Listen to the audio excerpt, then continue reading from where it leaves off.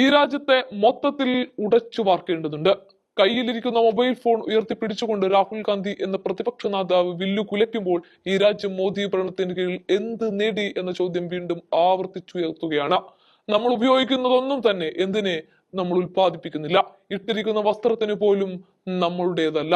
Tax കെട്ടുകയാണ് എന്ന് പറഞ്ഞുകൊണ്ട് രാഹുൽ ഇന്ന് പാർലമെന്റിനെ ഇരുത്തി ചിന്തിപ്പിക്കുകയാണ്. ഇവിടെ ഒരു കാര്യം കൂടി രാഹുൽ പറയുന്നുണ്ട്, രാഷ്ട്രപതിയുടെ പ്രസംഗത്തിൽ യാതൊന്നുമിന്നും ഇല്ല എന്നാണ്. ഈ രാജ്യത്തിന് പ്രചോദനം നൽകുന്ന പാകത്തിനൊന്നുമില്ല. ഇന്ത്യക്ക് സ്വന്തമായി എന്തുണ്ട്? മൊബൈൽ ആരുടേതാണ്? ചൈനയുടെയാണ്. ഇനി അവരുടെ രാജ്യത്ത് ഇഷ്ടം പോലെ ഫേസ്ബുക്ക് അവർക്കുണ്ട്, ഗൂഗിൾ ഉണ്ട്, ഇൻസ്റ്റയുണ്ട്, എല്ലാം AI വരെ ചൈനയ്ക്ക് സ്വന്തമായിട്ടുണ്ട്. ഇന്ത്യക്ക് എന്തുണ്ട് എന്നാണ് ചോദ്യം. ആ വീഡിയോ ഒന്ന് കണ്ടു നോക്കാം. Is that even though we have grown fast, we are growing slightly slower now, but we are still growing.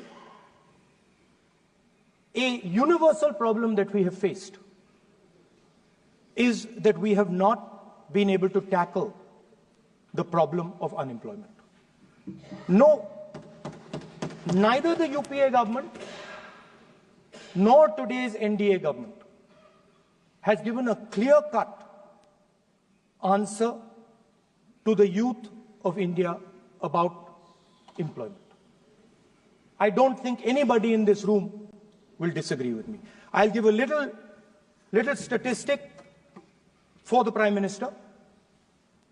The Prime Minister, something I would agree with directionally. The Prime Minister proposed the Make in India program. I think a good idea. We saw the statues, we saw the functions, we saw the so-called investment, and the result is right in front of me. Manufacturing fell from 15.3% of GDP in 2014 to 12.6% of GDP today. That is the lowest share of manufacturing in 60 years. I'm not even blaming the Prime Minister, because I think it would not be fair to say he didn't try. I could say that the Prime Minister tried, and I think conceptually Make in India was a good idea, but it's pretty clear that he failed, because manufacturing went from 15.3% of GDP to 12.6%. So the first question that any alternative vision would answer to the youngsters of our country is, okay, what and how are we going to solve this problem of employment? Any country basically organizes two things. You can organize consumption, and then you can organize production. Modern way of saying organizing consumption is services. Modern way of saying organizing production is manufacturing. But there is more to production than simply manufacturing. For example, agriculture also is about production. Now, pretty much every government since 1990 has done a decent job on consumption, on organizing consumption. Which are the companies that organize consumption? Uber organizes consumption. Reliance organizes consumption. Adani organizes consumption. But we have, as a country, failed in organizing production. We have excellent companies that try to organize production. They are the Mahindras of this world. They are the Bajaj's of this world. Part of Tata's organizes production, but the record of the country in organizing production is dismal. And essentially what we have done is we have handed over the organization of production to the Chinese. So this mobile phone, even though we are saying we make this mobile phone in India, that is not a fact. This phone is not made in India. This phone is assembled in India. All the components of this phone are made in China. The network that has produced this phone is made in China, is owned by China. So every time we use a phone Every time we wear a Chinese shirt, a Bangladeshi shirt, every time we wear a pair of Chinese sneakers, we are paying a tax to China. Because some Chinese youngster is earning a salary to make or to produce that product. So, the first message I would give in a presidential address would be that India has to focus completely on production. Because if we do not focus on production and we continue to focus only on consumption, we will find that we will run huge deficits, we will increase inequality, and eventually we will run into a serious problem. Social problem because of unemployment, which we are already facing.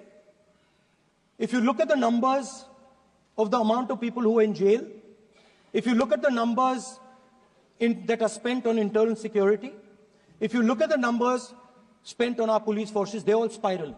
They're all rising. And everybody understands that social tension is on the rise in India. So now the next question comes, okay, so where is this employment going to come from? What is India going to produce? And for that, I'd like to tell all the youngsters of this country that there is a revolution taking place, an exciting revolution. The world is transforming completely. And the change that is taking place, at the heart of the change that is taking place, we are moving from the world of the internal combustion engine to the world of the electric motor. We are moving from petrol to batteries. We are moving wind, solar, potentially nuclear energy. So our entire way of moving is changing. And this is going to change every single thing. It is going to change warfare. It is going to change medical treatment. It is going to change education. It is going to change how we eat. It is going to change every single thing.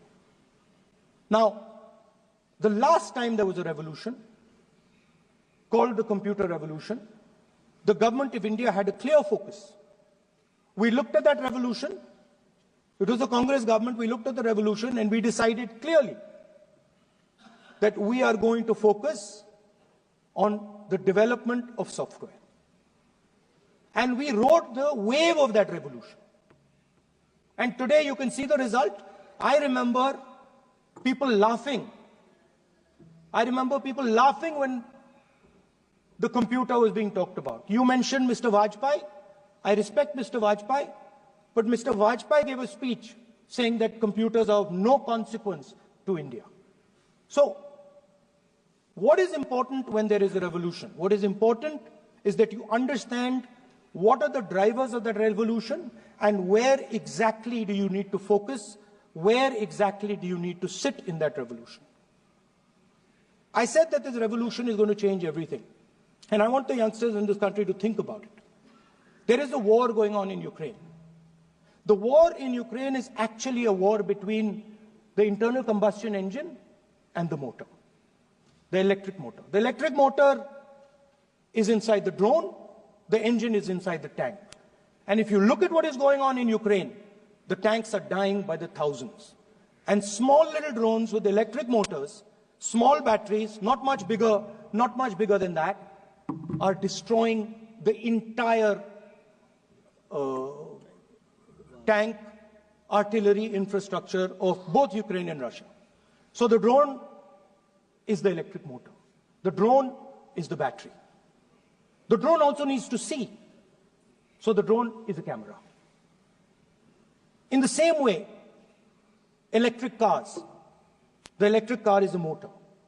The electric car is batteries. The electric car is cameras. Robots are exactly the same thing. Robots are electric motors, multiple electric motors with cameras, with batteries. And this is what the revolution is going to look like. So there are basically 4 technologies that are driving this entire change in mobility. Electric motors, batteries, optics, and then on top of that, you can apply AI.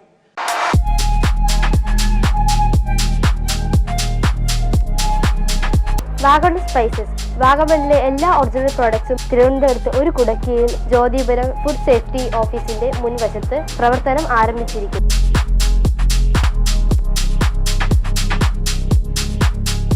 കശുവണ്ടി, കുരുമുളക്, ഗ്രാമ്പു, ഏലക്ക, പട്ട, cashew nut, nuts, almond എന്നിവയെല്ലാം ഇവിടെ ലഭ്യമാണ്.